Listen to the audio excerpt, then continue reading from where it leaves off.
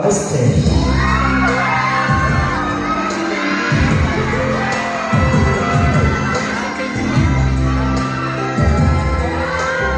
Mahirap yung kanya.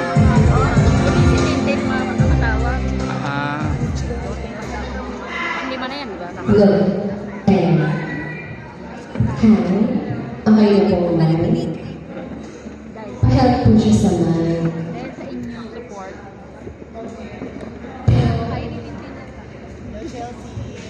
Chelsea Manalo. Chelsea Manalo. Ay, nandiyan.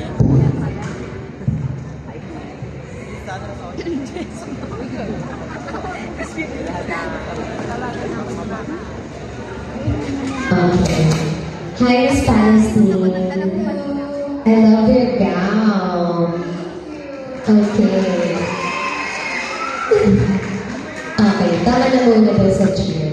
So your question is, as a beauty queen and as a student, what are your thoughts and advocacies about quality education and how it can promote the goals and objectives of the United Nations? Again, as a beauty queen and as a student, what are your thoughts and advocacies about quality education and how it can promote the goals and objectives of the United Nations?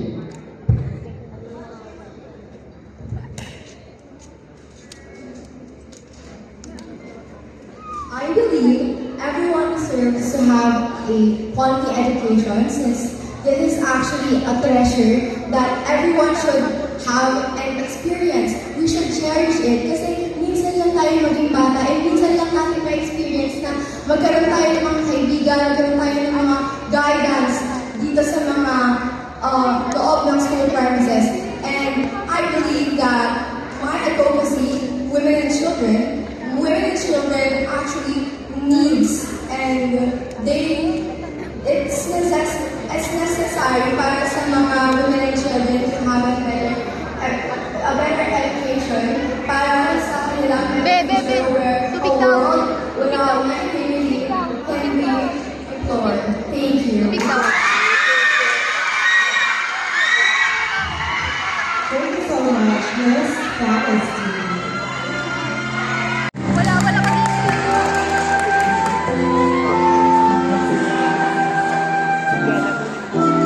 Ayaw mo yan, Nick. Go, Nick! Good evening, candidate number 15, Miss Japan. I also love your gun. Congratulations for bagging the best in London. Ang ganda. Are you ready? Yes, I am. You have the words.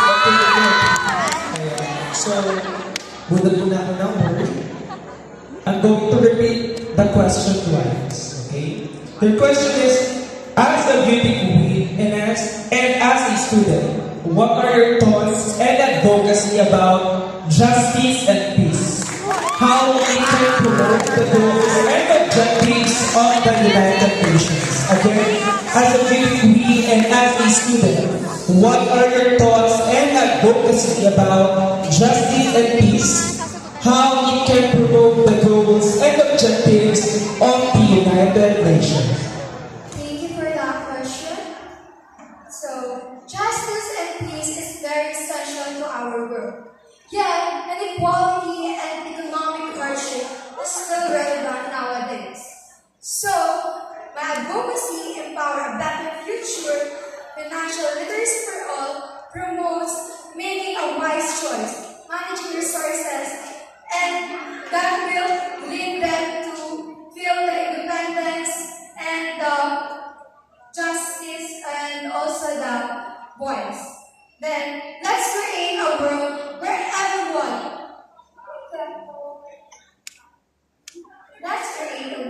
justice and peace are flourished. Let everyone be a respected and let everyone give a brighter and more sustainable future. And I thank you. Hello. Miss Grace, how are you? Hello, sir. I'm okay po. Okay, how do you feel?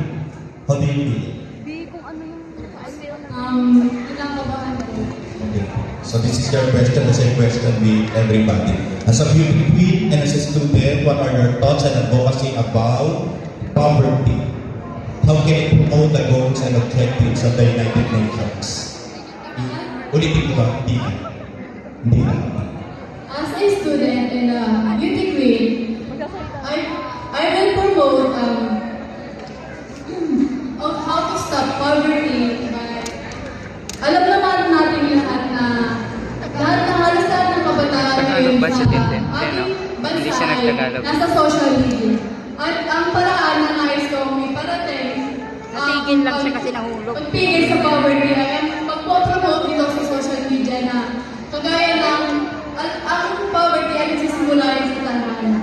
At ang poverty ay nagsisimula sa mga mag-asawa at magkasintahan.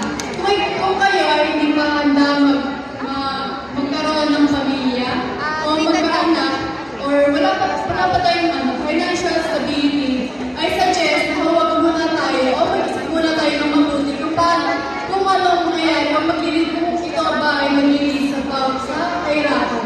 Dahil alam natin lahat na ang ibang tao ay may maraming mga anak or may anak ngayon na naghihirap na. Ay dahilan ng pagkakaroon ng pamilya sa maagang oras o hindi pa sa tamang panahon. At ayun natin po, maraming salamat.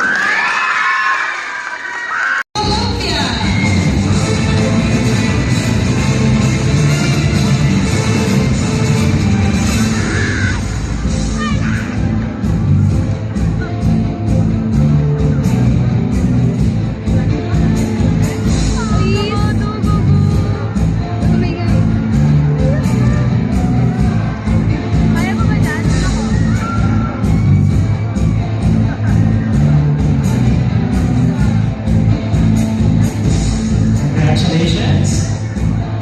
And now, for our Miss United Nations fourth runner-up.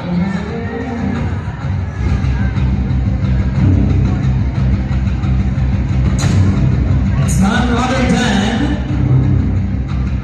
Miss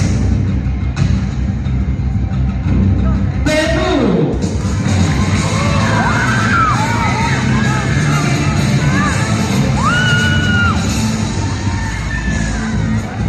To announce the third and second runner-up, I'd like to call on Mr. John Matthew Bautista.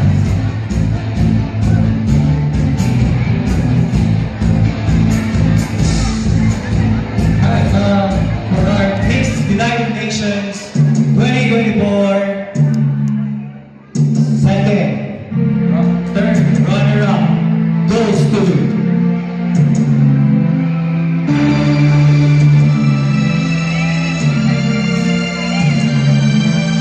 Thailand.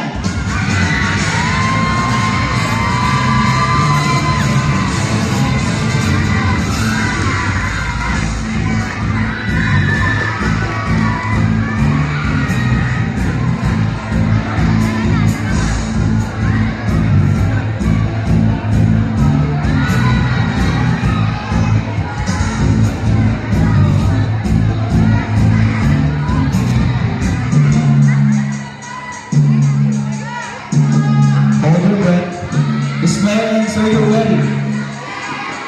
Right after this, we will announce the winners of this competition. By the way, before we announce the second runner-up for this game, I would like to thank Councilor Don Everyone for Lights and Sound, our J-Wash and Ladies Collection, and Stanley Garden. Alright! Please!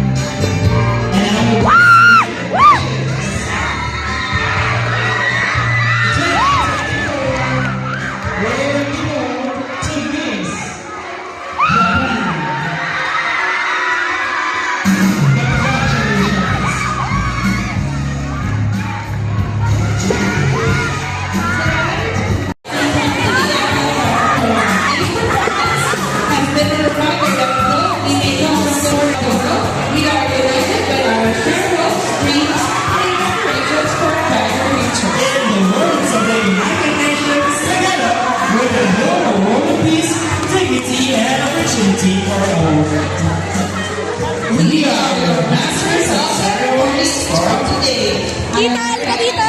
Akyat ka sa Ayan, set. Raymond, artist to that. And sing. God bless us all.